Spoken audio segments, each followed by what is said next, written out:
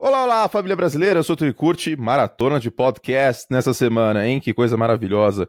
Além do podcast dos sócios do nosso site, que você encontra em profutbol.com.br, a gente tem este podcast fantástico de college com o pessoal do collegefootball.com.br e também outras cositas más, né? O podcast principal dessa semana já gravei com o Eduardo, estou gravando essa introdução aqui para o de college e logo menos subirei eles, um sobre a troca do Khalil Mack e a outra sobre uma prévia básica dos jogos da semana 1 da NFL, começa lembrando nesta quinta-feira, dia 6 de setembro, ok? Mas você ainda pode ouvir na quinta, na sexta, no sábado, porque a gente vai falar de alguns jogos da semana 1.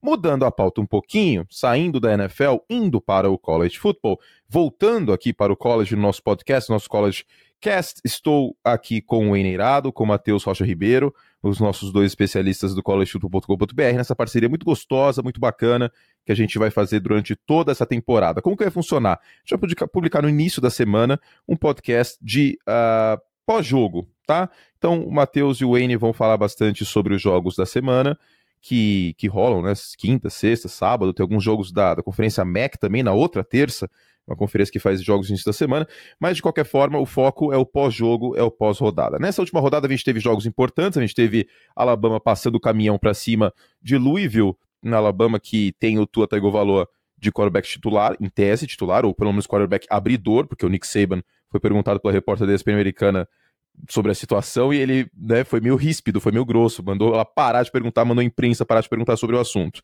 De qualquer forma, o Tagovailoa estreou, jogou bem, contra Louisville, que não conta mais com o Lamar Jackson, um time bem mais mortal sem o Lamar Jackson. Além disso, nesse final de semana a gente teve Michigan e Notre Dame, mais um grande jogo que Michigan, para a minha tristeza e para a tristeza de outros torcedores de Michigan, não sei se eles querem se declarar aqui ou não, mas outro jogo que o Jim Harbaugh, o treinador, não consegue dar aquele salto, isso vem sendo um problema e vem sendo objeto de crítica, seja o quarterback que for, parece que Michigan não consegue engatar a quinta marcha em jogos importantes, obviamente a gente vai falar sobre isso, e também outras partidas desse último final de semana. A gente teve a estreia do Chip Kelly, jogo que eu comentei junto com a Aguiar na ESPN Extra contra Cincinnati, uma vitória importante de Cincinnati, e foi um time de UCLA que não teve nada a ver com aqueles times do Chip Kelly, né? Teve até uma corrida de 74 jardas, mas foi a única big play, e fora isso, não teve tanta up-tempo offense, pelo menos esse início, o Chip Kelly que chegou entre grandes aspas a reclamar, porque ele estava começando a se acostumar com a NFL, que tem pré-temporada, tem training camp, e no college ele não pode avaliar tão bem os jogadores, lembrando que o UCLA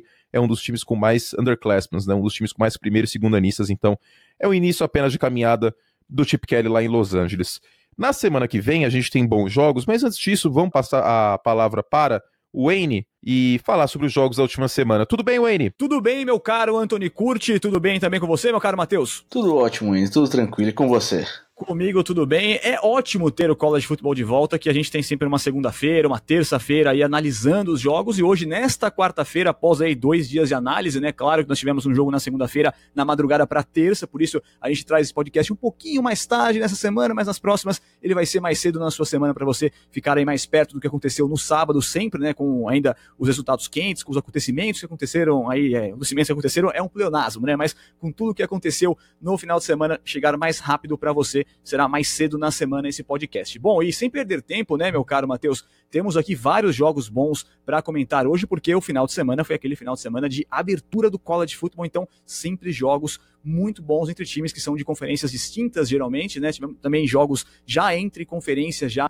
na própria semana, e já vamos começar falando aqui de um jogo, né, Matheus, que surpreendeu bastante pela atuação do quarterback. Wisconsin venceu por 34-3 o time de Western Kentucky, né, e é até bom, né, a gente ver que o Hornibrook finalmente tá jogando bola, né? É que o Wisconsin perdeu muito ano passado por causa do Hornibrook, porque ele não conseguia ser realmente decisivo nos momentos importantes. Então, começando assim, né, começando bem, mesmo contra o adversário mais fraco, é bom para dar uma elevada na autoestima, ainda mais que Wisconsin é um time que está mais alto nos rankings esse ano e tem um ótimo jogo corrido com o Jonathan Taylor e uma linha ofensiva que é sensacional. A defesa também é muito boa. O que faltou ano passado até para poder chegar mais longe, né? Foi até para um bowl de ano novo, mas para poder disputar os playoffs, faltou mesmo foi mais atuações boas do Hornibrook. E começando assim, dá um bom sinal para o torcedor dos Badgers. Hornibrook com 257 jardas, 2 touchdowns, e o Jonathan Taylor, que você citou, Matheus, um ótimo jogo também, 2 touchdowns, 145 jardas corridas, dele já esperava um bom jogo, né? Agora do Hornibrook realmente foi surpreendente, uma vitória sem levar nenhum touchdown, mostrando que a defesa de Wisconsin é uma das melhores do college football, é uma das melhores principalmente ali na Big 12, aliás, da Big Ten, né? E do lado que ela joga na Big Ten, que é uma divisão um pouquinho mais fácil no caminho no geral, né? Não vai enfrentar grandes times como tem no outro lado, né, da conferência, né, que tem Michigan, que vai ter o Penn State, que sofreu bastante essa semana também, né, teve seu jogo para prorrogação contra a Appalachian, né, Matheus? Inclusive, tivemos aí quase o primeiro upset e de novo de Appalachian, né, lá em 2007 também aprontou para cima de um time da Big Ten. Penn State sofreu bastante, até abriu uma vantagem, a Appalachian State entrou no último quarto, fez 24 pontos, uma ótima atuação do ataque dos Mountaineers. A gente precisou do Trace McSorley achar um passe sensacional nos últimos instantes do jogo para poder levar para a prorrogação, e aí a defesa de Penn State apareceu, fez uma interceptação logo depois do touchdown do Miles Sanders, né, que é quem está substituindo o Saquon Barkley. Assim, Penn State precisa tomar mais cuidado. É um time bom, mas talvez não seja um time tão bom quanto o do ano passado. Então, pensei que vai ter que ficar com o olho mais aberto. Tá bom que a Appalachian State hoje é muito diferente da Appalachian State que bateu o Michigan lá em 2007, porque é um time de FBS, é um time que tem os mesmos benefícios que os times grandes têm, mas de abrir o olho um pouco essa atuação. Sem dúvida, e aquele momento do jogo do final ali, aqueles 2 minutos finais do último quarto, né, foi sensacional, porque a gente viu a Appalachian marcando um touchdown, faltando apenas 1:12 para o fim do jogo, né, como você falou, né, Matheus, e depois a atuação sensacional do McSorley, que faltando 42 segundos já tinha deixado o placar em 38-38. A Appalachian State teve tudo para vencer esse jogo, assim como o Michigan teve tudo também para não deixar aquela derrota acontecer, né. Aqui a Appalachian perdeu um field goal nos finais do jogo, o jogo foi para prorrogação, tivemos, portanto, esse jogo com a vitória de Penn State, que pela gente aqui dos rankings brasileiros, né, acabou caindo um pouquinho por causa dessa atuação ruim na Associated Press, se manteve ali na mesma faixa, né, não foi também uma derrota tão horrível assim, mas em casa, com o time do Group of Five, é sempre complicado a gente pensar que não venceu com alguma facilidade. E só para passar rapidamente aqui, ainda voltando para sexta-feira, Matheus, que a gente não citou aqui o jogo de Stanford, temos que citar aqui a atuação fantástica do KJ Costello, o melhor jogo da carreira dele, 4 touchdowns, 332 jardas, e um jogo também que teve o wide receiver também fazendo história também lá pelo time do Cardinal, né? Exatamente, o J.J. Arcega-Whiteside, que é um alvo normalmente muito para bolas altas. A gente brinca muito que ninguém gosta que o quarterback lance fade, né, na endzone, aquela bola alta. Para mim, com o Arcega-Whiteside não tem problema, porque ele é muito mais alto que os marcadores normalmente, mas ele mostrou muita versatilidade nesse jogo, correndo boas rotas, tem um touchdown longo de 80 jardas, que ele faz uma recepção e depois ele ainda corre um tanto bom para a endzone. Então, um jogo bom do ataque de Stanford, sem precisar do Bryce Love, né, que é o principal candidato ao Heisman, mas não foi bem nesse jogo. Até porque é uma defesa de San Diego State que é boa contra o jogo terrestre, mas teve muitos problemas para poder parar o ataque aéreo de Stanford. Sem dúvida. Bom, e agora começando aqui do sábado, né? A gente falou um pouquinho de Penn State, mas vamos agora um pouquinho mais a fundo aqui dos jogos que nós tivemos no sábado. Lá à noite, lá naquele jogo da ABC, o jogo que você estava em casa, pôde assistir no Watch ESPN, tivemos Alabama, número 1 nos Estados Unidos, permanece pela AP no número 1, venceu Louisville por 51-14. Quanto ao jogo, não importa muito o que a Alabama fez em campo, porque a Alabama passou o carro em cima. Esses 2 touchdowns aqui são frutos de já um garbage time, né, com o time reserva da Alabama, com os novatos jogando o último quarto, e uma falha defensiva de falta, né, que um jogador de Alabama empurrou um outro jogador após o final da jogada, e já era uma terceira que tinha sido não convertida, um terceiro down não convertido, então foi pro quarto down, mas o cara fez a falta e teve primeiro down automático, né, personal foul, né, 15 jardas, e aí nós tivemos uma bobagem muito grande, o Saban maluco. Mas falando em Saban maluco, tivemos no final do jogo uma entrevista que o Kurt citou no começo aí, o Saban completamente pistola com a repórter da ESPN, porque mais uma vez ele foi perguntado sobre quem será o titular, né, sobre o que ele achou dos dois titulares dele na cabeça dele, que é o Jalen Hurts, que foi titular de Alabama nos últimos 2 anos, e o Tagovailoa, né, o Tua Tagovailoa, que ano passado assumiu o programa na segunda metade da final do título nacional e fez uma grande partida, uma grande exibição, e tem aquele jeito do Mariota de jogar, né? Então ele é um cara muito bom pro passe e muito bom também no jogo terrestre, no improviso, é um dual threat também, mas ainda com um braço muito melhor que do Hurts. Aqui no caso, Matheus, temos um Hurts ainda brigando pela posição e um Tua Tagovailoa que dominou o jogo em estatísticas com 2 touchdowns, mas é uma batalha complicada, né? Porque a gente tem os números do Hurts com 5.000 jardas aéreas na carreira dele no Alabama e 2.000 terrestres nesses 2 anos que ele foi titular. Eu acho que o Tua realmente está dominando o espaço, para falar a verdade. Teve uma boa atuação pra caramba contra o Louisville. Tá bom que não é um desafio extremamente grande, apesar de ser um time de Power 5. Já tinha uma defesa ruim mesmo quando tinha o Lamar Jackson como quarterback, né? Era até um problema do time. Mas dá pra ver que o Saban tá com um pouco mais de... Tá gostando mais do Tua durante os jogos. Então, acho que agora é o time do Tua, pra falar a verdade.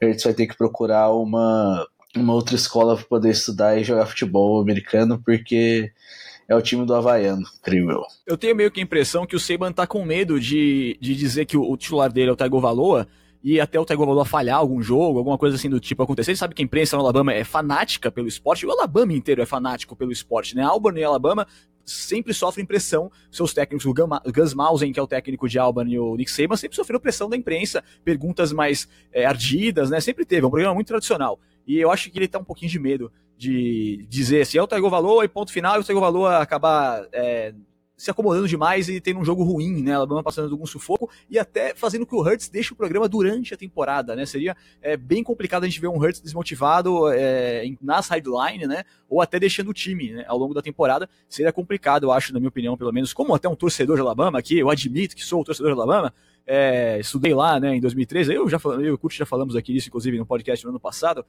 então, nesse momento, eu iria com o Tagovailoa, mas eu deixaria o Hurts jogar também seu segundo quarto, seu terceiro quarto, ali aquele momento que o Alabama já dominou o jogo nesse começo de temporada, porque ele é uma peça importante, querendo ou não, se o Tagovailoa machucar, ele é o cara que vai conduzir esse time, não vejo no Mac Jones essa função. Mas bom, enfim, falando de tristezas aqui, né, Matheus, a gente falou aqui de problemas que eu tenho com o Alabama aí, com a escolha de técnico, né? Isso é um problema pequeno comparado ao que você enfrentou no final de semana, né? Quando Notre Dame voltou a vencer Michigan após muitos anos, né? Não temos rivalidade há algum tempo, e foi um grande jogo, né, Matheus? É um jogaço, sem dúvida, que infelizmente a gente não assistiu no Brasil pela ESPN, né? Não estava mais lá o pacote da NBC, mas quem acompanhou viu um jogaço, né? Foi um jogo muito bom, um jogo de grandes defesas. Notre Dame se mostrou uma defesa muito melhor do que a gente imaginava, até que a gente chegou a comentar na semana passada. A defesa de Michigan sofreu alguns lapsos no início do jogo, muitos problemas de faltas bobas sendo feitas. Um dos safety titulares foi expulso por causa de targeting logo antes de um touchdown longo de Notre Dame, que acabou sendo em cima do seu reserva, né, que teve que entrar no jogo. O Josh Metellus foi o jogador expulso, quem entrou foi o Brad Hawkins, sofreu um touchdown longo logo depois, numa falha até, que ele tentou encaixar uma interceptação, sendo que se ele só desviasse o passe, o jogador de Notre Dame nunca teria conseguido receber a bola. Foi bizarro, a gente nunca veria isso na NFL. Pro nosso fã do Pro Football Cast, né, que acompanha a NFL, a gente não teria visto isso na NFL, ou teria visto em Cleveland, né, que coisas malucas acontecem em Cleveland. Exatamente, é bem desse jeito. Michigan até ganhou um sinal de vida com um ótimo retorno do Ambry Thomas, que é um cornerback de segundo ano, retornou um punch para endzone, 99 jardas, e Michigan apareceu, o ataque pareceu um pouco melhor no segundo tempo, até quando o Shea Patterson precisou sair de campo e acabou entrando o Dylan McCaffrey, que sim, é irmão do Christian McCaffrey, dos Panthers. Ele conduziu o ataque bem, até pareceu que as escolhas de jogadas da equipe ofensiva de Michigan, do Jim Harbaugh, do Pep Hamilton, foram até melhores com o Dylan McCaffrey em campo. e até escolhas que eles poderiam ter feito com o Shea Patterson em campo. Só que a linha ofensiva de Michigan continua muito ruim. Não dá para você ter fundamento ofensivo sem ter uma linha ofensiva. A linha ofensiva realmente não conseguia bloquear. Toda hora estava caindo em instante da defesa de Notre Dame. Movimentos que estavam parando, estavam travando toda a defesa, toda a linha ofensiva de Michigan. Então, o Shea Patterson, em vários momentos, teve muito pouco tempo para lançar e complicou bastante a vida. Michigan precisa ver isso para os próximos jogos.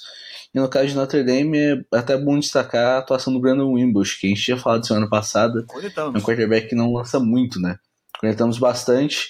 Ele foi bem. Ele foi bem até contra uma secundária que é muito boa.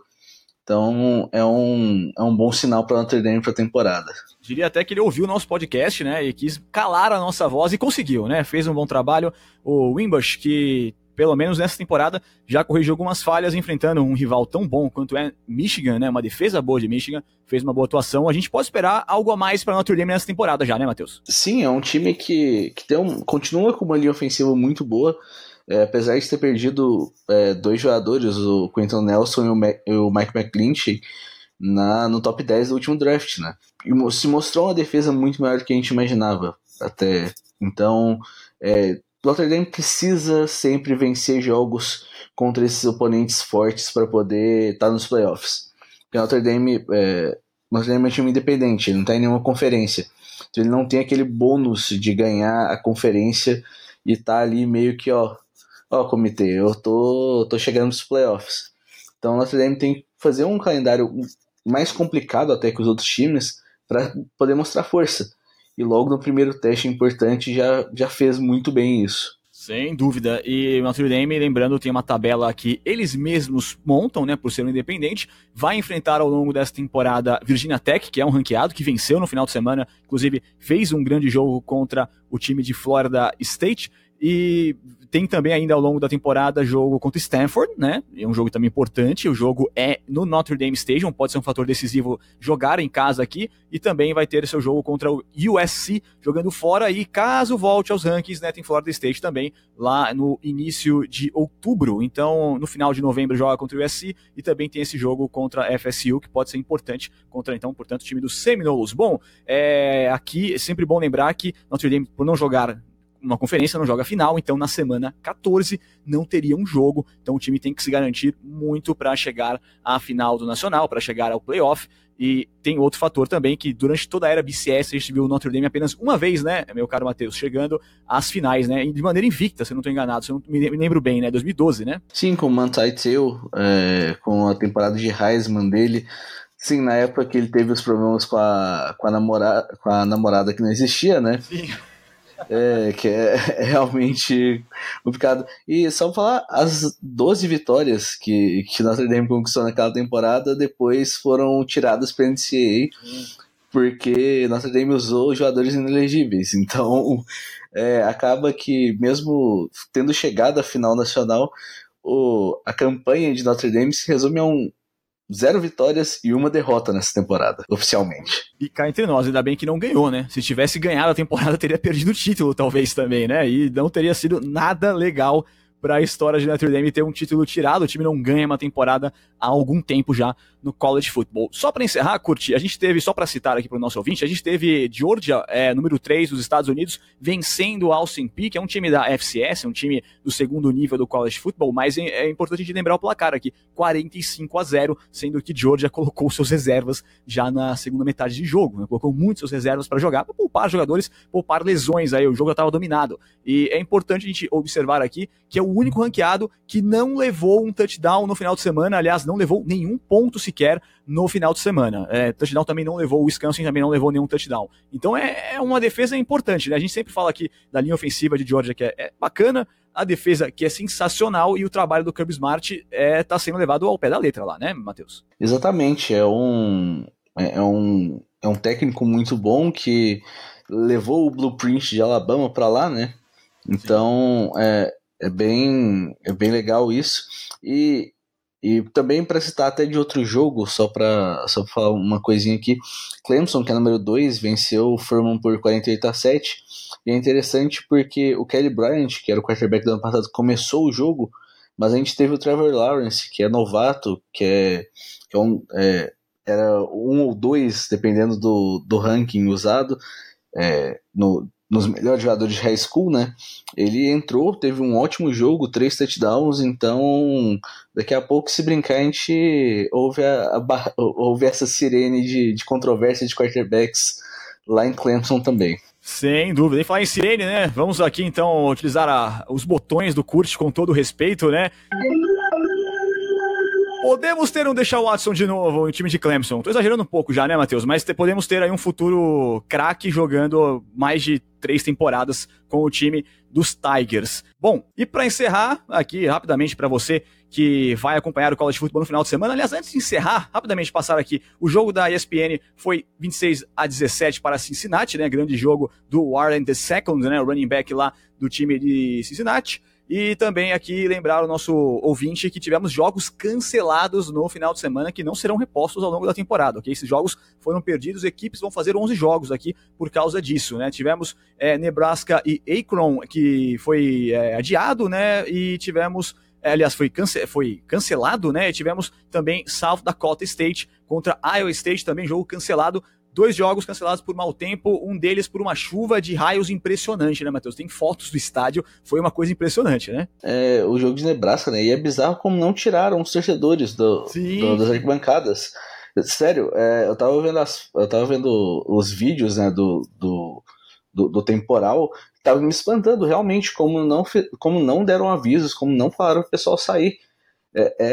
Sério, tipo, isso é a coisa mais básica de tudo quando acontece uma parada assim. Sim, e até acreditando que fosse Brasil isso. Brasil a gente acredita que o pessoal fica lá com raio caindo, né? Tudo bem, mas porra, nos Estados Unidos os caras fazem isso, levam muito a sério isso, né? Chuva de raios, esvazia o estádio, todo mundo pra debaixo das arquibancadas. Não houve isso lá, enfim, latinagens no college football que a gente viu no final de semana. E para citar o nosso próximo final de semana de futebol americano universitário, para você que vai acompanhar no final de semana os jogos, temos no Watch ESPN 3 jogos interessantes aqui, né, Matheus? Que eu separei. Na verdade são 4. Tem um na sexta-feira e 3 no sábado. Temos TCU, número 16, enfrentando SMU. É o único jogo da sexta-feira, é o único jogo do college nesta semana que não está no sábado. É um sábado raro, né? Quando a gente tem todos os jogos no sábado, apenas um jogo na sexta. Geralmente a gente tem separado alguns na quinta, alguns na terça. Claro que na terça é mais pro final da temporada, são jogos lá da MEC, como o Curti disse, né? E temos também aqui o jogo na sexta-feira, Colorado contra Nebraska, né? 4:30 da tarde. Temos Arizona e Houston, 1 da tarde, também na ESPN Play, né? Lá no Watch ESPN também tem esse jogo para você assistir. E talvez o jogo que podemos ter aqui um upset, né, Matheus? Michigan State enfrentando Arizona State lá em Tempe, no Arizona, lá no Sun Devil Stadium, 11h45 da noite. A gente tem aqui um fator importante, porque existe uma coisa chamada Pac-12 After Dark, que é quando maluquices acontecem ao longo da madrugada, é uma das hashtags mais famosas do college, e aqui pode acontecer isso, né? Podemos ter aqui um upset, uma coisa maluca acontecendo lá no Sun Devil Stadium. Exatamente. O Michigan State não teve um jogo tão bom na primeira semana, sofreu bastante para ganhar de Utah State, um time do Group of Five, das 5 divisões menores, né? 5 conferências menores. Então, Michigan State precisou ligar o alerta também. E vai enfrentar Arizona State, que é um time que, para vocês, se vocês acompanhavam até a ESPN americana, o Herm Edwards, que é um dos comentaristas que era mais engraçado da NFL, um velhinho basicamente, ele voltou para treinar e está treinando a Arizona State agora. E é engraçado porque a gente não sabia o que podia acontecer com esse time. Eu ainda não sei o que pode acontecer com esse time durante a temporada, porque é uma pessoa que não treinava um time, que não trabalhava com college football desde os anos 80. Então tem esse grande problema aí, mas é um time que tem muito talento, principalmente em seus wide receivers. E vão contra uma defesa forte de Michigan State, mas que é um confronto bem interessante. E só para citar um último ponto, em um jogo que o Andy já falou, TCU e SMU, que é até um confronto de equipes da região de Dallas, né? Tem um dos troféus mais legais do college football, que é basicamente uma frigideira. Muito bom mesmo, esse é muito bom. Vai lá no nosso Twitter em @collegefootbr, tem a foto dessa frigideira. Tem vários troféus legais do college, né, Matheus? Temos botas, temos junção de 2 estados, temos o troféu perdido, né, da rivalidade de Yukon, né, também, né, com, acho que é South Florida, eu não me lembro agora de que rivalidade. Com Central Florida, é a rivalidade de um lado só, né? A rivalidade que... Yukon viraram, vamos criar uma rivalidade com o Central Florida. Central Florida virou, como assim, gente? Continue aí, fiquem de boa. Valeu. E, bom, já ocupamos muito do seu tempo. Vou passar a palavra para o meu caro Anthony Curti aqui para o encerramento do nosso podcast. Meu caro Curti, temos o melhor jogo da semana que nós deixamos aqui para você comentar, que é o jogo entre Clemson e Texas A&M, jogo que será lá no Kyle Field, né, lá no estádio do 12º homem, um estádio gigantesco do college football lá em College Station, no Texas, né? É um jogo muito bacana para você. Quem vence? Texas A&M ou Clemson? Olha, eu acho bem difícil o Texas A&M sair com essa vitória, viu? Porque só o que essa linha defensiva de Clemson vai fazer, inclusive, é bom ficar de olho nessa linha defensiva de Clemson durante toda a temporada do college football, porque eu realmente não ficaria nada surpreso. A gente teve um, entre grandes aspas, recorde de 5 quarterbacks escolhidos na primeira rodada do draft do ano passado, aliás, da temporada passada, né, draft 2018, que eu considero temporada passada, e a gente vê constantemente uma penca de jogadores de Alabama sendo escolhidos na primeira rodada. Eu realmente não ficaria surpreso se a linha defensiva inteira de Alabama, entre os elegíveis, claro, saísse na primeira rodada do draft, porque é uma linha defensiva fantástica e eu tô muito ansioso para ver esses caras jogando o ano inteiro, né? O Deshaun Watson tá mais lá há algum tempo e a força mudou para a linha defensiva. Inclusive o Brent Venables, coordenador defensivo, faz um trabalho excelente, é um dos melhores coordenadores defensivos do college de longe já há algum tempo, inclusive na lapidação de talentos. Então, meu palpite, obviamente, é Clemson. Acho que seria muito difícil que desse uma zebra aí. Jogos importantes esse final de semana, então. Tem o CLA visitando Oklahoma, tem o USC e Stanford, tem Penn State e Pittsburgh. Então, uma rivalidade da Pensilvânia, né? Penn State e Pittsburgh, queira ou não, são times de conferências distintas, mas de qualquer forma, jogam pertinho até. USC e Stanford, que em outros tempos já foi um jogo muito, muito, muito legal, né? Porque teve aquele auge da rivalidade Jim Harbaugh e Pete Carroll, essa rivalidade que passou para a NFL. O Harbaugh, que era treinador de Stanford, colocou o time do Cardinal de volta ao mapa. Na época, USC, a grande dinastia dos anos 2000 no college football com o Pete Carroll. Depois o Harbaugh foi para os 49ers, o Pete Carroll foi para os Seahawks. E o CLA Oklahoma é uma oportunidade de ver entre grandes aspas, mas o criador e a criatura, né? Porque o Oklahoma joga um sistema de spread offense e o Chip Kelly foi o grande mentor desse sistema junto com o Urban Meyer nos últimos 15 anos aí de college football. Vamos ver se depois dessa derrota de CLA contra Cincinnati o Chip Kelly se recupera. Acho difícil, porque o time de Oklahoma é muito forte. Ok, então é isso. Transmissão do college na ESPN. Eu acho que não sou eu, porque eu já fiz o jogo semana passada, mas é no sábado, ok, na ESPN 2, antiga ESPN+, Clemson e Texas A&M. Então quem quiser ver essa linha defensiva em ação, tá aí uma ótima pedida, certo?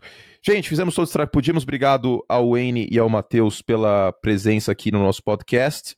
Espero que vocês tenham gostado, espero que vocês mandem feedback, inclusive. Queria pedir desculpa porque o podcast da semana passada eu subi, deu um pau no Podbean, depois a gente subiu de novo e ficou tudo certo. Mas esperamos que dê tudo certo desde o início dessa semana. E a gente vai fazer o possível para subir o podcast mais cedo da semana que vem, tá? Com o pós-rodada. E é isso, tá bom? Um beijo carinhoso para todos vocês. Siga-nos no Twitter, siga também o pessoal do collegefootball.com.br e para uma prévia da rodada tem o podcast do Rádio College que você encontra nos principais feeds, certo? Beijo carinhoso e até a próxima.